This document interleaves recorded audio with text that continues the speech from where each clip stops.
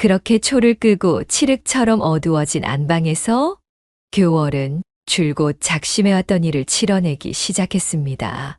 분명 천벌을 받을 것이 틀림없구나.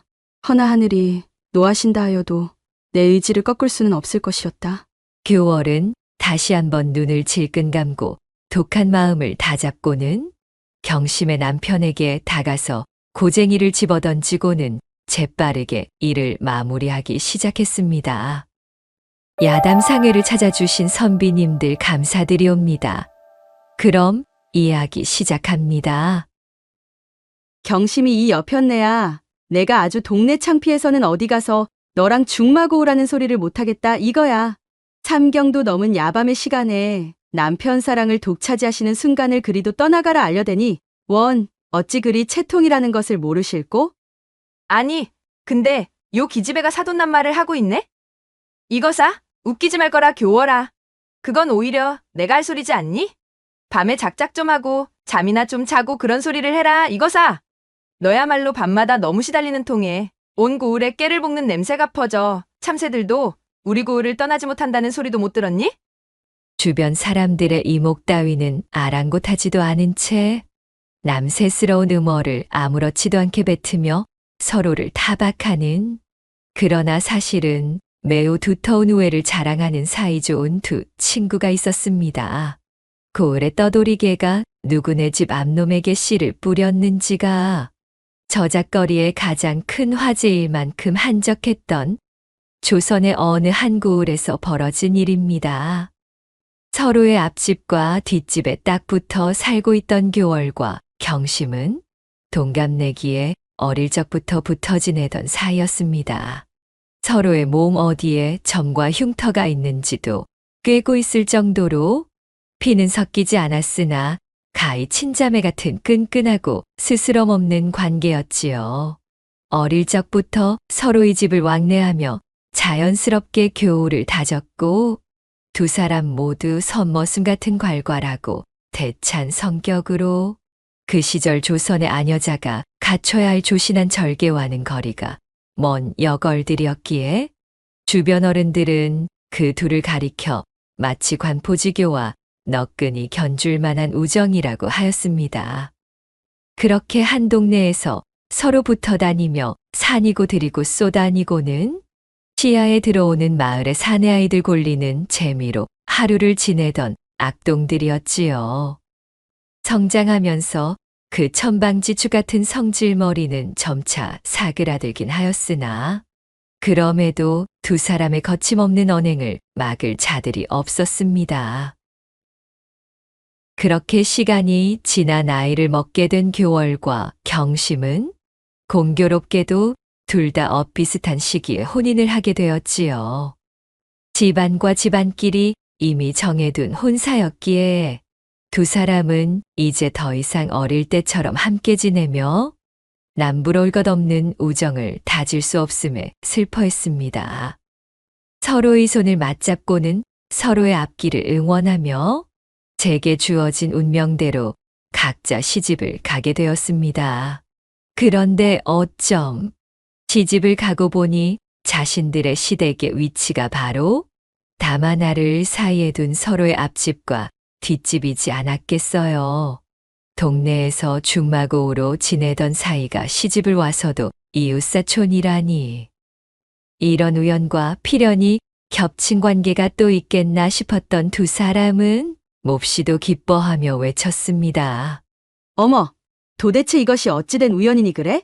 정말 너랑 나는 결단코 떨어질 수 없는 운명의 실이 이어진 모양이로구나? 어휴, 질린다 질려 이거사. 그만 좀 따라다녀라. 지겹지도 않니? 얼씨구, 저런 화상이 말하는 뽐새 좀 보시게. 교월이요, 맹랑하기 짝이 없는 지지배야. 네가 나를 따라다니는 게 아니고? 교월과 경심은 연고도 없는 고을로 시집 오게 된 외로움을 서로의 존재가 녹여줄 수 있다는 사실에 안도하며 안심하고는 장난을 치며 이를 드러내고 깔깔 웃었지요. 각자의 남편이 서로 엇비슷한 품계의 벼슬을 지내고 있었고 아내에게는 극진한 성미를 지니고들 있었기에 자신의 부인이 고향 친구와 어울리며 외로움을 잊고 지내는 것을 적극 권장해 주었습니다. 그리하여 둘은 혼인 전보다 더욱 친밀하게 지낼 수가 있었답니다. 교월과 경심은 서로 짬이 날 때마다 다과상을 차려놓고 붙어 앉아 남편과 함께 치룬 많은 밤들에 대한 춘담을 이야기하며 즐겁게 담소꽃을 피우곤 했습니다. 시댁 식구들은 나를 못 잡아먹어 안달이지만 내가 지금까지 견딜 수 있는 이유가 뭐겠니? 바로 남편이 야밤을 뜨끈하게 달궈주기 때문 아니겠어? 너 같은 천방지축을 데리고 사는 남편이 보살이지. 경심이 이거사. 도대체가 너의 망측한 교성 때문에 자다 깬 적이 하루 이틀이 아니란 말이다. 지아비 석갈의 맛이 그리도 좋더냐? 그렇게 말하는 교월이 너야말로 소피를 보러 나갔다가 마른 하늘에 천둥벼락이라도 치는 줄 알았다 얘. 누가 들으면 아주 요절이라도 내는 줄 알았겠어. 어쩜? 양반댁 마나님이 조신하지 못하게 그게 무슨 말이니? 요절이라니. 교월이 네 입에서 조신이라는 말이 나오다니. 세상 참 오래 살고 볼 일이네? 아주 지나가던 개가웃을 노르시다 이거사. 이렇듯 두 사람은 만나기만 하면 양반댁 안방마님의 체면도 잊은 채 서로 깔깔대는 낯으로 진득한 농을 나누며 지내는 것이었습니다.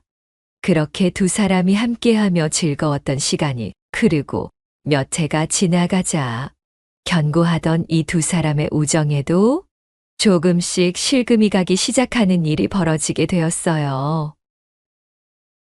간밤에 꿈자리가 뒤숭숭했던 교월은 눈을 뜨자마자 속이 타들어 가는 것만 같았습니다.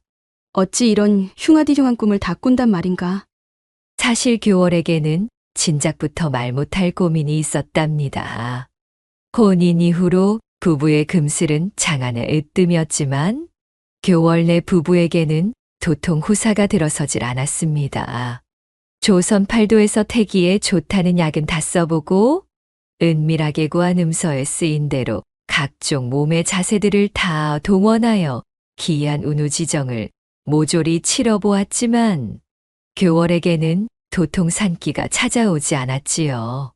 교월의 남편은 이 또한 하늘의 뜻이니 낙심 말고 여유를 가져보자 하며 웃었지만 아이가 간절했던 교월은 그 실망감이 너무나 컸습니다. 게다가 엇비슷한 시기에 혼인하였던 윗집의 경심은 벌써 자식들이 셋이라 집안에 웃음이 끊이질 않았지요. 교월은 줄곧 그런 경심이 너무나 부러웠습니다. 외모로 보나, 넘치는 춘심으로 보나, 이부자리 정의 크기로 보나, 자신이 결코 경심에게 뒤지지 않는다 생각하며 지냈는데 저렇듯 쉽게 순산하는 경심과 달리 자신에게는 단 한 번의 입덧조차 찾아오지 않음이 야속하여 밤마다 눈물을 훔치곤 하였지요. 그렇다고 남편이 시덥지 않았느냐 하면 그것도 아닌 것이 그 전륜한 위세라면 어디에 내놓아도 부족함이 없었으니 더욱 귀신이 곡할 노릇이었습니다. 윗집에서 경심의 아이들이 장난을 치며 떠들썩하게 노는 소리가 교월의 귓가를 간지럽혔습니다. 내 전생에 무슨 죄를 지어 이리도 박복한지 참으로 하늘도 야속하기만 하구나. 천지신명이시여 밤마다 올리는 이 교월의 기도를 정녕 들어줄 생각이 없으시단 말입니까? 아이 하나 점지해주는 것이 그리도 허락하시기 힘든 일이냔 말입니다. 교월은 담벼락 너머로 경심의 아이들을 훔쳐보며 부러움과 근심 가득한 얼굴이 되었습니다. 그렇게 야속한 시간은 흐르고 흘러 어느덧 대명절인 설이 다가왔습니다. 교월네와 경심네는 함께 만나 고을에 열린 명절장을 보러 나갔지요. 시끌벅적한 장터에 들어서니 경심네가 아이들의 신발도 고르고 아이들이 장난을 치며 뚫어놓은 창호문을 덧발라 수선하기 위한 창호지를 사며 아이들에게 훈계하는 모습이 교월은 그저 부러울 수밖에 없었습니다. 아이들의 정신없는 소란 속에서도 그것이 마냥 행복해 보이기만 하였지요. 교월의 남편이 교월에게 지극하여 늘 사랑을 받으며 지내고는 있지만 교월의 마음 한구석이 허한 것은 어쩌지 못했으니까요. 그렇게 한바탕 시끌벅적한 장보기가 끝이 나고 해가 지는 저녁이 되어 각자의 집으로 돌아가는 길. 경심이네 아이들은 경심의 보따리를 나눠 들고서 떠들썩하게 자기 꽃가신을 신어보고 웃으며 야단이었으나 그 반면 교월의 집은 적막하기가 말도 하지 못했지요. 불현듯 서글퍼진 교월은 구멍 하나 없는 자기 집 창호문에 손가락으로 구멍을 내며 중얼거렸습니다. 서방님, 우리 집 문은 3년이건 5년이건 구멍 하나 나지 않는데 내 오늘처럼 이리도 구멍이 야속한 날은 또 처음이 옵니다. 눈물을 훔치며 말하는 교월의 뒷모습을 바라보는 남편의 표정도 어두워지고 말았답니다. 그렇게 일가족이 잔뜩 모인 설제사를 지낸 후 눈코 뜰 새 없이 지나간 부엌일에 정신없이 하루를 보낸 경심과 교월은 그날 저녁 손님들이 모두 돌아간 경심의 집에서 만났습니다. 친척들 술상을 차리랴 주막으로 몰려간 남정네들 뒤치다거리에 작신이 녹아내린 둘은 단꿀 같은 휴식을 즐기며 뒷방에서 여자들끼리 술 한 잔을 나누고 있었지요. 그렇게 서로 이야기 꽃을 피우던 중 아까부터 무언가를 고민하듯 움찔거리던 교월이 얼큰하게 올라온 취기를 빌미로 결심한 듯 경심의 손을 덥석 잡고는 울먹이며 애원하듯 말했습니다. 경심아, 부디 지금부터 하는 내 말을 일절 오해 없이 들어다오. 제발 내 청을 뿌리치지 말아주렴. 평소와는 너무도 다른 제 친구의 모습에 경심은 바짝 긴장하여 입맛을 다시고는 물었습니다. 아니, 교월아. 왜 그러는 거니? 대체 무슨 일인 게야? 교월이 내가 하는 부탁이라면 내 죽는 거 빼고는 몽땅 들어줄 용의가 있으니까 어서 말해봐. 친구 좋다는 것이 뭐겠니? 그러자 그 말에 용기를 얻은 듯한 교월이 경심에게 다가와 그녀의 귀에다 대고 조심스럽게 몇 마디를 속삭였습니다. 뭐? 뭐가 어쩌고 어째? 교월의 귓속말을 들은 경심의 낯빛이 대번에 극색이 되어 화들짝 뒤로 낮아빠지며 손사래를 치고 말았습니다. 너 미쳤니? 예. 너 아주 단단히 미쳤구나? 그건 안 될 일이야. 절대로 안 돼. 그런 경심을 힘없이 바라보며 교월은 더욱 울상이 되어 말했습니다. 경심이 이 사람아, 내가 가벼이 생각하여 허투루 하는 말이 아니란다. 이것이 하루 이틀에 나온 생각이겠니? 정신이 나간 소리라는 것은 알지만 내 오죽이나 답답하고 먹먹하면 천하의 친구인 경심이 너에게 이런 미친 소리를 다 하겠니? 이 일은 하늘과 우리 둘만 아는 비밀로 붙일 터이니 불쌍한 나를 봐서라도 경심이 네가 제발 한 번만 눈을 감아다오. 제발 부탁이란다. 교월은 경심 앞에 무릎까지 꿇어가며 그녀에게 통사정을 했습니다. 경심은 몹시 난처한 얼굴로 그런 교월을 바라보다 연거푸 탁배기를 거칠게 들이키고는 깊이 한숨을 내쉬었습니다. 정녕 내 마음이 그러한 게니? 일지를 정한 거야? 다시 말하겠지만 이 일은 하늘이 용서하지 않을 수도 있다는 것쯤은 교월이 너도 잘 알고 있는 게지?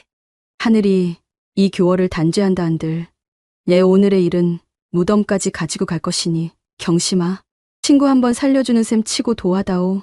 어느덧 밤은 깊어 삼경이 되었고 경심은 결국 애절하기가 이루 말할 수 없는 채 단짝 교월의 청을 물리치지 못하여 힘없이 고개를 끄덕이고는 자리에 드러눕고 말았지요. 마지못한 경심의 허락을 받아낸 교월은 그 길로 경심의 남편이 골아떨어져 있는 안방으로 향했습니다. 친척들과의 연희은 술자리로 이미 만취가 되어버린 경심의 남편은 안방으로 들어온 교월이 몰래 초를 끄는 것도 알아차리지 못한 채 말했습니다. 임자, 탁준 냄새가 진동을 하는구려. 어서 들어와 눈을 붙이시오. 오늘 참말로 고생 많았소. 안방으로 들어온 사람이 당연히 자신의 아내인 경심이라고 생각했던 것입니다. 잠결에 드문드문 중얼거린 남편은 그 말을 끝으로 다시 우렁차게 코를 골며 잠이 들었습니다. 그렇게 초를 끄고 칠흑처럼 어두워진 안방에서 교월은 줄곧 작심해왔던 일을 치러내기 시작했습니다. 분명 천벌을 받을 것이 틀림없구나. 허나 하늘이 노하신다 하여도 내 의지를 꺾을 수는 없을 것이었다. 교월은 다시 한번 눈을 질끈 감고 독한 마음을 다잡고는 경심의 남편에게 다가서 고쟁이를 집어던지고는 재빠르게 일을 마무리하기 시작했습니다. 그렇게 영겁 같기만 하던 시간이 흐르고 옷매무새를 매만지며 조심스럽게 안방에서 나온 교월. 저기 경심아, 고맙고 또 고마우면서도 얘 얼굴을 마주할 면목이 없구나. 오늘 일어난 일은 관에 들어가는 순간까지도 함구할 테니 너무 심려치 말고 어서 들어가 보려무나. 비밀 유지만큼은 반드시 약조할 테니 걱정 말렴. 초조한 얼굴로 밖에서 기다리고 있던 경심에게 두서없이 이야기한 그녀는 경심을 향해 꾸벅절을 하고는 자신의 집으로 돌아갔지요. 경심은 땅이 꺼져라 한숨을 쉬면서 저 멀리 사라져가는 교월의 뒷모습을 바라보다 폐부 깊숙이 무거운 한숨을 내쉬며 고개를 젓고는 아무것도 모르고 있을 남편이 자고 있는 안방으로 들어갔습니다. 교월과 경심, 그리고 하늘만이 아는 비밀이 생긴 날 이후 벼가 익기도 전에 교월에게 입덧이 찾아오더니 추수가 끝날 즈음에는 순산하여 그렇게 고대하던 아이를 맞이하게 되었습니다. 교월과 교월의 남편은 감격에 겨워 대성통곡을 하며 부부를 찾아온 보물 같은 아이를 맞이하였지요. 교월의 남편은 교월을 껴안으며 그간 고생 많았다 말해주었고, 그런 남편을 보며 교월은 엄청난 죄책감이 찾아왔지만 자신이 순산한 아이를 보자 곧 그 감정은 기쁨으로 바뀌었지요. 교월의 아들 필백은 해가 갈수록 무럭무럭 자랐답니다. 영특하기가 말도 못해서는 신언서판이 매우 뛰어나 장차 크게 될 것이라 여기는 사람들도 있었지요. 자기 집 마당에서 요란하게 뛰어노는 그런 필백을 담벼락 너머로 물끄러미 바라보고 있는 여인이 있었으니 바로 경심이었습니다. 그녀의 얼굴에는 어쩐지 묘한 후회가 흐르고 있었지요. 그러던 어느 날 경심이 자신의 아이들이 공부하고 있던 서당으로 도시락을 전달하러 가게 되었습니다. 서당에 들르니 군장은 일이 생겨 잠시 출타 중이었는데, 아니, 글쎄 이게 무슨 일인가요? 이제 겨우 7살 된 필백이 군장을 대신해서 서당의 학동들에게 소학을 가르쳐주고 있지 않겠어요?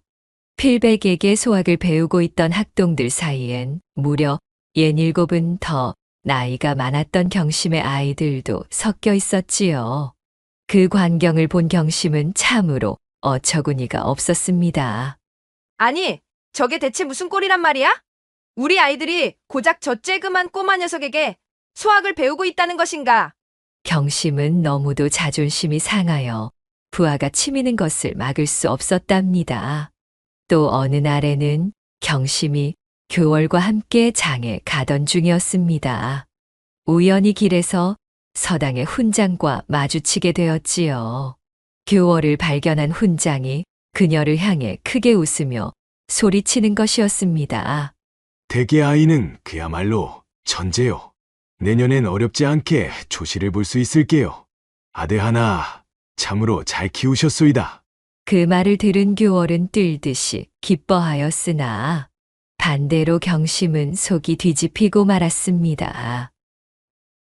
그로부터 며칠이 지나고 어느 야심한 밤, 경심이 교월을 자신의 집으로 불러서는 앞에 차려진 술상에서 잔을 들어 연거푸 서너 잔을 벌컥벌컥 들이키며 말했습니다. 교월아, 아무리 생각해도 안 되겠단다. 이제 그만 아이를 돌려줘. 아니, 경심아. 갑자기 그게 무슨 소리니? 아이라니? 아무리 생각하여도 아이를 돌려받아야겠다. 경심이 단호하게 던진 한마디가 교월의 가슴에 비수처럼 날아와 박혔습니다. 늘 가슴 한켠에 숨죽이며 품고 있던 불안함이 한 번에 터져 드디어 올 것이 왔구나 싶었던 것이지요. 직후엔 졸지에 난장판이 되었습니다. 고성이 오가며 멱살잡이를 하기도 했고 밤이 새도록 말다툼을 벌이다가 서로의 머리끄덩이까지 부여잡고는 마당에서 구르니 그 꼴을 본 남편들이 달려와 겨우 교월과 경심을 뜯어말렸습니다. 남편들이 자신들을 떼어놓았음에도 불구하고 둘은 씩씩대며 싸움을 멈출 기미가 보이지 않았고 결국에는 일이 커지고 커져 시시비비를 가리기 위해 사또 앞까지 서게 되었습니다. 사또의 앞에서 경심은 천륜을 앞세우며 제 자식이라 우기고 교월은 경심과 한 약조를 앞세우며 제 자식이라 우겼답니다. 두 사람은 한치도 물러설 기미가 보이지 않았지요.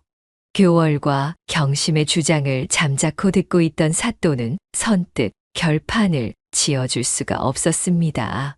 고을 사람들이 다 모인 자리에서 명판결이 내려지지 않으니 사또는 지끈지끈 골치가 아파왔지요. 결국 사또는 교월의 아들 필백을 관하로 데려오라 명했답니다. 그리고는 필백에게 자초지종을 설명해 주었습니다. 그래, 너의 생각은 어떠하느냐? 사또의 물음에 교월의 아들은 하늘을 지그시 올려다보고는 별 시덥잖은 것을 물어본다는 듯 또랑또랑하게 말했습니다. 사또나리, 한 가지 이야기를 들려드리겠습니다. 지난 계절 우리 논에 모를 심을 때의 일이었지요. 경심 아주머니 댁에 심을 모가 모자라 우리 집 남는 모를 얻어가서 심었던 일이 있습니다. 가을이 되고 추수할 때가 왔을 때 우리 집에서는 그 누구도 경심 아주머니 댁에다가 대고 우리 모를 심어 추수한 나락이니 그 곡식 또한 우리 것이라며 내놓으라 하지 않았습니다. 제가 하고 싶은 말은 여기까지랍니다. 부디 사또께서 지혜롭게 헤아려 주옵소서. 아이의 말이 끝나자마자 사또는 무릎을 탁 치며 큰 소리로 고했습니다. 이 아이의 영특한 지혜가 본 사또의 지혜보다도 밝구나. 판결을 내겠느니라. 경심은 듣거라. 앞으로 2번 다시 교월에게 그런 억지를 부린다면 그때에는 관하로 끌려와 곤장형을 맛보게 할 것이니 그리 알고 썩 물러가도록 하라. 그리고 교월은 이 아이를 반드시 훌륭하게 보살피어 장차 이 나라를 빛낼 인재로 기울였다. 사또의 판결이 내려지자 교월은 기쁨의 눈물을 흘리며 자신의 아들을 껴안았습니다. 어머니, 그만 우셔요. 그만 우시고 채비를 하세요. 어서 집으로 돌아갑시다.